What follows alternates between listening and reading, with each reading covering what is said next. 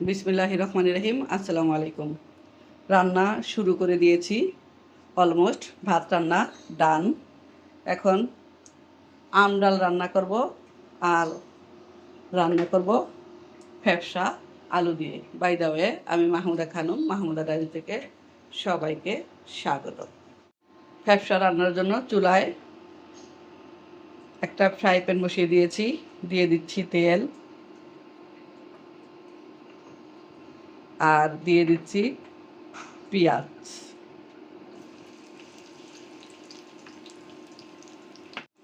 পেঁয়াজ golden brown করে ভেজে নিব।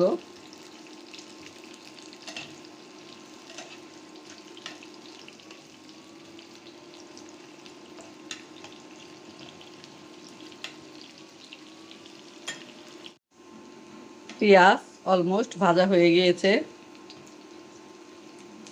এ পর্যায়ে দিয়ে দিচ্ছি আদা রসুন বাটা। আদা রসুন পেঁয়াজ জিরা একসাথে বেটে নিয়েছি, দিয়ে দিলাম।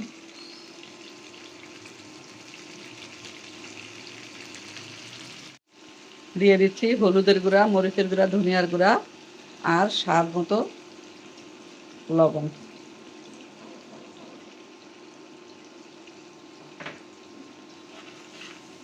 নাড়াচাড়া দিয়ে একটু কষিয়ে নিব।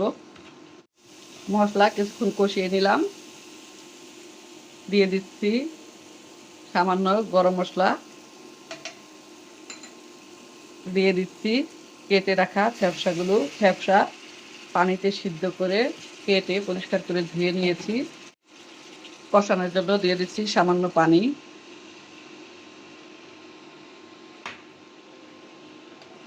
ঢাকনা দিয়ে ঢেকে আধা ঘন্টা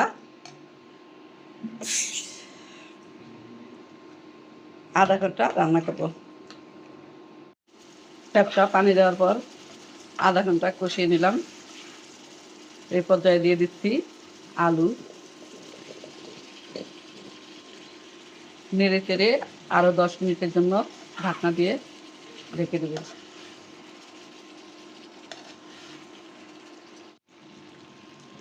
আলু দিয়ে ফ্যাপসা রান্না একেবারে শেষের পর্যায়ে। এই পর্যায়ে দিয়ে দিচ্ছি শাহি গরম মশলা গুঁড়া।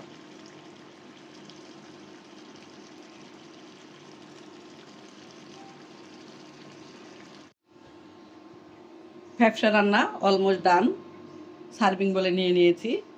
এখন মসুর ডাল বসিয়ে দিলাম, ডালের টক রান্না করব। দিয়ে দিচ্ছি কাঁচামরিচ আর দিয়ে দিচ্ছি মিষ্টি আলু।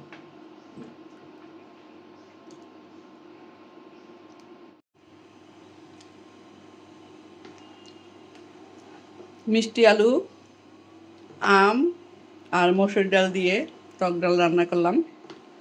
রসুন সামান্য জিরা আর পেঁয়াজ দিয়ে বাগার দিয়ে দিয়েছি। রান্না অলমোস্ট ডান।